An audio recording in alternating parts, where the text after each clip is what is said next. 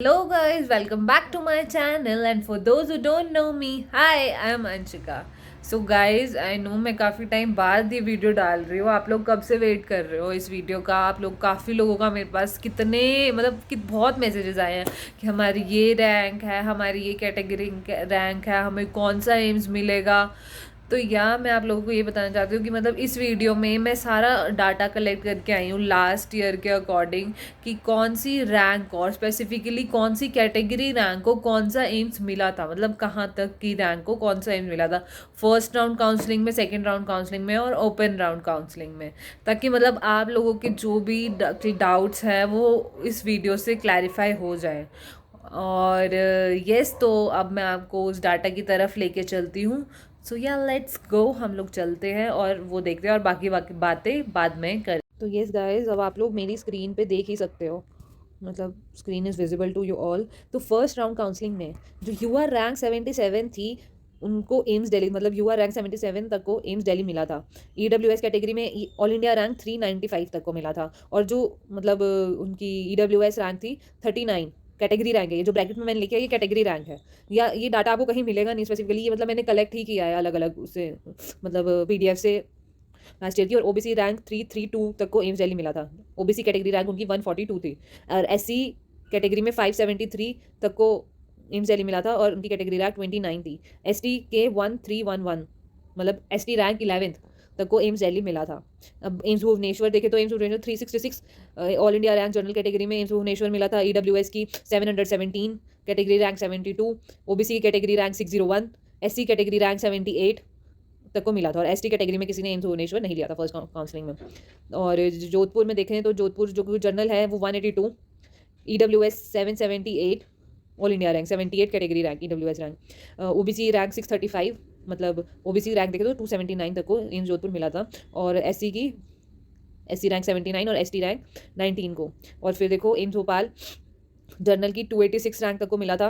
EWS की 67th rank तक को मिला था. OBC की 463 रैंक तक को मिला था. SC की 102 रैंक तक को मिला था. और ST की 21 रैंक तक को मिला था. और एम्स ऋषिकेश ऐसे जनरल की 340, EWS की 88, OBC की 465 और SC की 83 और ST की 16. मतलब जो OBC का है ना स्पेसिफिकली, क्योंकि लास्ट ईयर क्या हुआ था कि लास्ट ईयर ना OBC के बहुत सारे मतलब सर्टिफिकेट्स रिजेक्ट हो गए थे, जिसकी वजह से जो OBC रैंक है वो बहुत पीछे पीछे तक गया था कट ऑफ. बट इस साल क्या होता है क्या नहीं होता वो उस बात पर डिपेंड करता है, क्योंकि बहुत बच्चों को नहीं पता था कि इस टाइम से इस टाइम तक के बीच का ही सर्टिफिकेट चाहिए. और उस टाइम जो है वो मतलब हाईली कोविड टाइम था, वो तो मतलब कुछ चल भी नहीं रहा था उस टाइम पे. और अब की बार तो I guess certificate most of the के पास होगा ही. तो OBC की रैंक आप कब ही लगा के चलो, ठीक है. और बाकी भी मतलब ज़्यादा तो जाएंगी कि देखो, क्योंकि सीट्स तो काफ़ी इंक्रीज़ हुई है ना, काफ़ी इंक्रीज़ हुई हैं. 300 के अराउंड सीट्स इंक्रीज़ हुई हैं, 300 350. तो हाँ, रैंक प्लस ही जाएगी. बट वो अभी मैं क्या या कोई भी गेस नहीं कर सकता कि रैंक कहाँ तक जाएगी, क्योंकि ऑब्वियसली वो हमें मॉक राउंड काउंसलिंग में ही पता चलेगा. मॉक राउंड काउंसलिंग क्या होती है, एक फर्स्ट काउंसलिंग से पहले एक काउंसलिंग होती है, उसे मॉक राउंड काउंसलिंग बोलते हैं. तो उस काउंसलिंग में ही हम गैस कर सकेंगे कि मतलब फिर गैस कर सकते हैं कि कौन सी कैटेगरी तक का सिलेक्शन हो जाएगा. मतलब जितनी रैंक तक को अब मिला है ना, तो आप अपना प्लस मतलब ये लगा के चलो कि इतने तक को तो मिल ही जाएगा, एक्सेप्ट OBC का हम कुछ नहीं कह सकते. वैसे तो मिल जाना चाहिए क्योंकि अब की बार सीट्स इंक्रीज हुई है, बट बहुत मतलब 4000 5000 तक चली गई थी AIR रैंक जब OBC को मिला था. लेकिन 2019 में ऐसा नहीं हुआ था. तो यार, तो इस बात का ध्यान रखना कि इतनी ज़्यादा रैंक पे भी आप लोग एक्सपेक्ट मत करने लग जाना OBC. बाकी SC नो डाउट यहीं तक जाएगा, ST नो डाउट यहीं तक जाएगा, EWS भी यहीं तक जाएगा, जनरल भी यहीं तक जाएगा. तो जो OBC है वो देख लेना, ठीक है. एम्स पटना, तो एम्स पटना जो है वो एम्स पटना में जनरल कैटेगरी में 410 जो है 410 जनरल कैटेगरी तक को एम्स पटना मिल गया था. EWS को 89 कैटेगरी तक को मिल गया था. और OBC की जो है 577 तक को मिल गया था. SC 109 कैटेगरी रैंक तक को मिल गया था. ST में किसी ने एम्स पटना लिया ही नहीं था. ऐसे फिर जो एम्स रायपुर है वो 459 तक को मिल गया था. EWS 83 तक को, OBC 605 कैटेगरी रैंक तक को एम्स रायपुर मिल गया था. SC 119 तक को मिल गया था. और ST जो है उन्होंने एम्स रायपुर लिया ही नहीं था, ठीक है. उसके बाद हम चलते हैं, क्योंकि फर्स्ट काउंसलिंग में हमारे पास एक लिस्ट आती है ना कि जो फर्स्ट काउंसलिंग के लिए एलिजिबल है, जैसे अभी लिस्ट आई है, तो ज़रूरी नहीं होता कि मतलब अगर जो फर्स्ट काउंसलिंग के लिए एलिजिबल है तो बाकी जिनका लिस्ट में नाम नहीं आया तो वो लोग एलिजिबल ही नहीं है. अगर मतलब ST कैटेगरी में सिर्फ इतने ही थे मतलब जो एलिजिबल थे, या कुछ लोग भरते नहीं है जो भी है. अब सेकंड राउंड काउंसलिंग में फिर उन्होंने उनको एलिजिबल कर दिया, मतलब और आगे कैटेगरी मतलब रैंक तक, ऑल इंडिया रैंक तक वालों को एलिजिबल कर दिया काउंसलिंग भरने के लिए. तो इसलिए उनको अगली काउंसलिंग में सीट्स मिल गई। जैसे कि सेकंड राउंड काउंसलिंग का चलो अब हम देखते हैं। तो सेकंड राउंड काउंसलिंग में क्या होता है कि मतलब जो फर्स्ट राउंड काउंसलिंग वाले होते हैं ना, उनके पास दो ऑप्शन होते हैं कि वो फर्स्ट राउंड काउंसलिंग जो है उसको भी मतलब सिलेक्ट करके कि हाँ वी हैव टू ऑप्ट। उनके पास दो ऑप्शन होते हैं कि वो उसको ऑप्ट करके जो भी उन्हें मिला है, जो सा भी एम्स मिला है, और अपना काउंसलिंग वगैरह मतलब आके अपने डॉक्यूमेंट्स वगैरह जमा कर दें और एडमिशन ले लें नॉर्मल। और एक होता है सेकंड ऑप्शन कि they have chosen the first one. ठीक है, उन्होंने फर्स्ट वन चूज कर लिया है और वो मतलब second category second round counselling में भी वो लेना चाहते हैं, पार्ट ले सकते हैं वो। अगर मतलब वो अपनी चॉइस फिल करेंगे, अगर उन्हें वो चॉइस मिल गई, अगर उनकी रैंक तक को वो चॉइस मिल गई, मतलब जैसे फर्स्ट राउंड में कुछ बच्चों ने छोड़ी तो उनकी रैंक तक को अगर फर्स्ट मिल गई तो ठीक है, नहीं तो उन्हें जो फर्स्ट राउंड में अलॉट होता है वही ही मिलता है, वही वाला एमसी। तो ये सब हम देखें कि देखो जैसे अब आप देखो कि जो फर्स्ट राउंड काउंसलिंग थी उसमें क्या हुआ था कि लास्ट यू आर रैंक 459 की थी, मतलब 459 रैंक तक में जितने भी जनरल कैटेगरी में बच्चे थे उन सबको सीट्स मिल गई थी। लेकिन कुछ बच्चे ऐसे होते हैं कि ये वाला एम्स नहीं चाहिए था, ये वाला चाहिए था, तो वो सेकंड काउंसलिंग में पार्ट लेते हैं। इसलिए 197 जनरल कैटेगरी तक को ही एम्स दिल्ली मिला था। वरना कुछ बच्चे ऐसे सोचते हैं कि मतलब हाँ अब एम्स दिल्ली में इतनी सीट छूटी तो 459 रैंक के बाद जो बच्चे आएंगे उनको मिलेगा। ऐसा नहीं होता, क्योंकि काफ़ी बच्चे ऑप्शन 2 चूज करते हैं। तो वही कि 197 जनरल कैटेगरी रैंक तक को एम्स दिल्ली मिला था। ईडब्ल्यूएस रैंक 50 थी जिनकी, उनको एम्स दिल्ली मिला था। ओबीसी रैंक 411 तक, एससी की रैंक 82 तक और एसटी की रैंक 28 तक को। ठीक है, अब ऐसे ही चले एम्स भुवनेश्वर 571 एआईआर थी उनको एम्स भुवनेश्वर मतलब उस वहाँ तक मिला था। ईडब्ल्यूएस 792 तक को और 80 मतलब ईडब्ल्यूएस रैंक 80 और ओबीसी में किसी ने लिया ही नहीं था एम्स भुवनेश्वर। एससी में 126 एससी रैंक तक को और एसटी में 58 एससी। हाँ, तो हम जनरल कैटेगरी में देखें जोधपुर के लिए तो 453 रैंक तक को मतलब जनरल कैटेगरी में एम्स जोधपुर अलॉट हुआ था। और ओपन राउंड काउंसलिंग में तो एम्स जोधपुर में कोई सीट बची ही नहीं थी, क्योंकि एम्स जोधपुर फिल हो गया था सारा। और ईडब्ल्यूएस मतलब ईडब्ल्यूएस कैटेगरी 58 तक को जोधपुर मिला था। ओबीसी में 467 तक को जोधपुर मिला था। एससी में 130 तक को और एसटी में 67 रैंक तक को। एम्स भोपाल की बात करें तो एम्स भोपाल 520 रैंक तक को जनरल कैटेगरी में, ईडब्ल्यूएस कैटेगरी रैंक 125 तक को एम्स भोपाल मिला था। ओबीसी 593 तक को, एससी 151 को और एसटी 65 को। मैं पहले फिर बता रही हूँ कि ये जो ब्रैकेट में लिखा है ये कैटेगरी रैंक है और जो ब्रैकेट से पहले लिखा है वो ऑल इंडिया रैंक है। तो प्लीज़ कंफ्यूज मत होना, ठीक है, और टेंशन मत लेना खामखा की। तो चिल मारो। एम्स ऋषिकेश 552 रैंक तक को मिला था एम्स ऋषिकेश। ईडब्ल्यूएस 122 रैंक तक को, ओबीसी 605 तक को, एससी 137 को और एसटी 57 तक को। तो एम्स अब जनरल कैटेगरी में एम्स पटना की बात करें तो 611 रैंक तक को मिला था और एम्स रायपुर जनरल कैटेगरी में 637 रैंक तक को मिला था। ईडब्ल्यूएस सिमिलरली 123 और 137 रैंक तक को मिला था। ओबीसी 572 तक को एम्स पटना मिला था और 545 तक को एम्स रायपुर मिला था। एससी कैटेगरी में 168 तक को एम्स पटना मिला था और 171 तक को एम्स रायपुर मिला था और एसटी में 74 तक को एम्स पटना मिला था और 61 तक को एम्स रायपुर मिला था। देखो जोधपुर जो है वो जोधपुर की सीट्स जो है जल्दी वैसे भी भर जाती है, क्योंकि राजस्थान मतलब राजस्थान के बच्चे बहुत लेते हैं, तो दे ऑल प्रेफर कि जोधपुर में जाना है, जोधपुर में जाना, तो इसलिए भी जोधपुर दिल्ली इनकी सीट्स जल्दी भर जाती हैं। अब देखो हम ओपन राउंड काउंसलिंग की बात करते हैं। ओपन राउंड काउंसलिंग में कितनी सीट बचती है कितनी नहीं बचती कोई गेस नहीं कर सकता। अब मतलब जैसे लास्ट ईयर था कि ओपन राउंड काउंसलिंग में कुछ भी नहीं पता था कितनी सीट बचेंगी, लेकिन तब भी 101 टोटल सीट्स बच गई थी। मतलब ये लगा लो 571 तो टोटल सीट्स थी, जिसमें से 101 तो ओपन राउंड काउंसलिंग में सीट्स बच गई थी, वेकेंट थी। तो मतलब हो जाता है, ठीक है। तो वही अब ओपन राउंड काउंसलिंग में 634 जो था ना जनरल कैटेगरी में उनको एम्स दिल्ली मिल गया था, ठीक है। और ओपन राउंड काउंसलिंग में रैंक इसलिए भी ज़्यादा चल जाती है क्योंकि बच्चे जो हैं वो कम आते हैं, कईयों के लिए दूर पड़ जाता है या सेवरल रीजंस। और ओपन राउंड काउंसलिंग होती एम्स दिल्ली में ही है। ईडब्ल्यूएस रैंक 86 तक को एम्स दिल्ली मिल गया था। एम्स दिल्ली की ईडब्ल्यूएस कैटेगरी में तो एक ही सीट बची थी लास्ट ईयर। ओबीसी कैटेगरी 493 तक को एम्स दिल्ली मिला था, एससी कैटेगरी 158 तक को और एसटी कैटेगरी 98 तक को एम्स दिल्ली मिला था।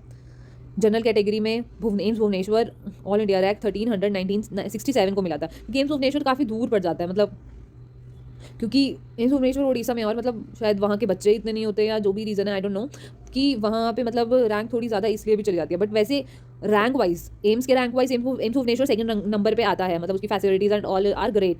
बट वही है कि डिस्टेंस का फ़र्क और लैंग्वेज का थोड़ा इशू हो जाता है वहाँ पे। ईडब्ल्यूएस रैंक 161 तक को एम्स भुवनेश्वर मिला था और ओबीसी 1700, क्योंकि यहाँ तो मतलब ओपन राउंड काउंसलिंग में तो बहुत ही चक्कर पड़ा था ओबीसी सर्टिफिकेट का, इसलिए रैंक इतनी ज़्यादा गई हैं, बहुत ज़्यादा गई हैं। एससी रैंक 158 तक को,